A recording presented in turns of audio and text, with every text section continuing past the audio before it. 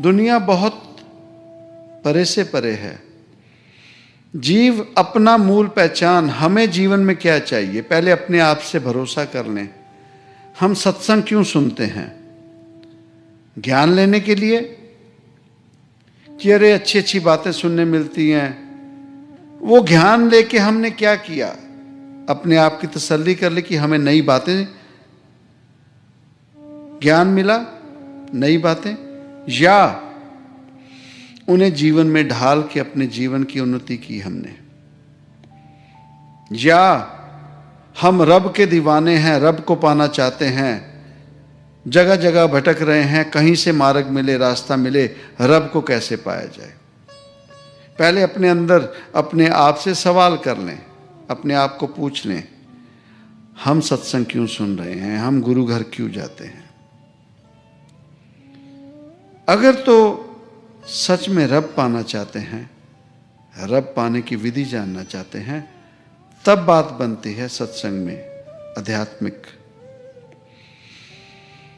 तो यकीन मान लें कि वो घट में बैठा है और गुरु हमें समझा रहा है कि यकीन कर लो, वो अगर मिलेगा तो घट में भीतर अंदर मिलेगा। अब अगर अंदर मिलेगा तो अंदर का हाल बताया उन्होंने। कहते हैं अंतर गली अति सांकरी, लांगे कोई जन दाना। अब अंदर की जो गली है, अंदर जाने का जो रास्ता है, वो बहुत बहुत मुश्किल है। अब मुश्किल कैसे है साध संगत जी? आसानी से जो इंसान के अंदर चीज जाती है वो है सिर्फ और सिर्फ हवा।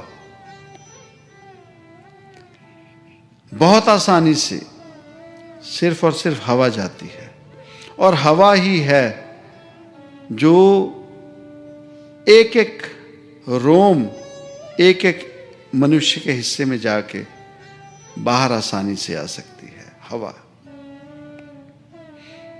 और इंसान के शरीर में सबसे ठोस चीज क्या है, कठोर चीज क्या है, सबसे मुश्किल चीज क्या है, जो बहुत जिद्दी है, जो ना मानने वाली चीज क्या है?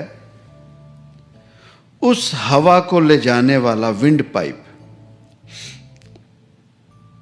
जिससे हवा जाती है हमारे शरीर में, ऑक्सीजन, विंड पाइप। शरीर में हम कहते हैं हड्डी सबसे मजबूत है, कठोर है, नहीं, सबसे टफ है विंड पाइप। एक बारीक से बारीक अनाज का दाना, पानी भी कोशिश करता है उस विंड पाइप में जाने की, वो अलाउ नहीं करती। इंसान को खांसी आ जाती है, कई जीव तो मर जाते हैं। फूड खाना कोई विंड पाइप में चला गया। उस रब ने देखो, और जो भी कुछ है गंदा हो सकता है, पर वो जो विंड पाइप के अंदर जाना है, कारण वही रास्ता है उस रब तक पहुंचने का। जिना सांस ग्रास न बिसरे। अंदर जाने के लिए हम उन सांसों की डोरी में, उन सांसों के जरिए जा सकते हैं। पहला स्टेप, यकीन कर लें कि वो भीतर बैठा है। दूसरा स्टेप, अंदर जाना है, और अंदर जाने के लिए सांसों की मदद लेनी पड़ेगी, सांसों की। गुरबाणी कहती है जिना सांस ग्रास ना विसरे, और सूफी मत में कह दिया सांसों की माला पे सिमरू मैं पी का नाम। अब बात आती है उस सांस की जो ग्रास बन के हमारे भीतर जाता है, और उस सांस पे हमने उस रब का नाम सिमरना है जिसे हम मिलना चाहते हैं, जिसे हम मिलना चाहते हैं। वो राम हो सकता है, वो अल्लाह हो सकता है, वो वाहिगुरु हो सकता है, वो कुछ भी हो सकता है, हद की हद वो मरा भी हो सकता है। वाल्मीकि उस रब को पाने के लिए जो उसने विधि सांसों की माला सिमरनी शुरू की, वो थी मरा। मरा मरा मरा मरा करते करते वो उस रब को पा गए जिसे वो पाना चाहते थे। सो पता लग गया अब कैसे ढूंढना है उसे। अब ये फैसला करना कि हमारा रब कौन है, हमारा रब कौन है।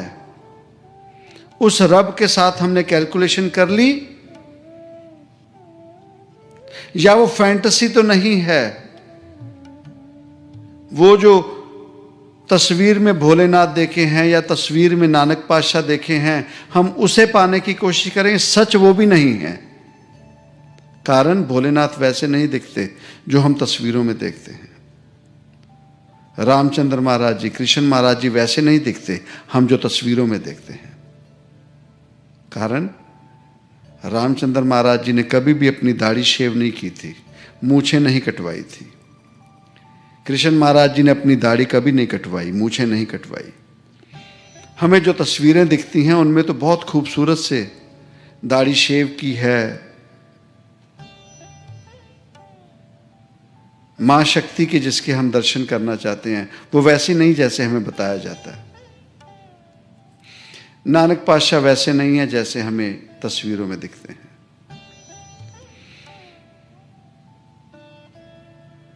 सिमरन करने के लिए हमें साथ संगत जी एक नाम जिसे हमने रब माना है, चाहे वो नानक है, राम है, अल्लाह है, चाहे कोई गुरु है, उसका यकीन बनाना पड़ेगा अपने मस्तक में। हम बैठते हैं सिमरन में हठ के साथ, कोई ना कोई फोटो बना लेते हैं मस्तक में, चित्त में जबरदस्ती डालेंगे। वो कैसे आए? वो कहता देख झूठ, गलती कर रहा है, मैं ऐसे दिखता नहीं, तो किसे बुलाते जा रहा है? आवाज मुझे दे रहा है, आवाज तो मुझे दे रहा है, और सामने तस्वीर किसी और की बनाई है। कैसे मिले? कैसे? हमें याद है 2 साल की बात है, हम ओहायो गए थे। तो हमारे बड़े प्यारे सेवक हैं, अटर्नी, इमिग्रेशन प्रैक्टिस करते हैं, बहुत प्यारे जीव हैं, बहुत पहुंची हुई रूह है, भक्ति रस में रहते हैं। तो उनके घर पे हम गए तो उन्होंने नया घर लिया, तो उन्होंने प्रसाद रखा। सामने कृष्ण महाराज जी का स्वरूप था कि प्रभु आओ, भोग लगाओ और संगत में प्रसाद बंटे। तो हमारे रवि जी हैं, उनका बेटा छोटा, उतने में गया, उसने थाली में हाथ मार दिया। तो सभी परिवार वाले शर्मिंदे हो के उसे डांटने लगे बच्चे को। तो हंसी आई, हमने भी कहा और उन्होंने, मीनू शर्मा जी ने भी कहा कि करी सोच पवित्रा हुण लाओ भोग हर आया, आओ दाता जी भोग लगाओ। तो वो अब किसी बच्चे के रूप में आके भोग लगा दिया, तो हम डांटने लगे उसे डांटने लगे। वो तो हर घट में बैठा है, तो बच्चा रब का रूप है, और उसने थाली में हाथ मार दिया प्रसाद में। यहां हम गलतियां करते हैं साथ संगत जी। वो आएगा अपनी मर्जी से, अपने रूप के साथ, कारण वो सहज है, हठ नहीं। वो जिद के साथ नहीं मिलेगा। हम लोग उसे जिद के साथ पाना चाहते हैं, जिद से नहीं। सहज स्वभाव मेरा शौ मिले, सहज है, अपनी मर्जी से, अपनी इच्छा से और अपने रूप में सहज है। सहज स्वभाव मेरा शौ।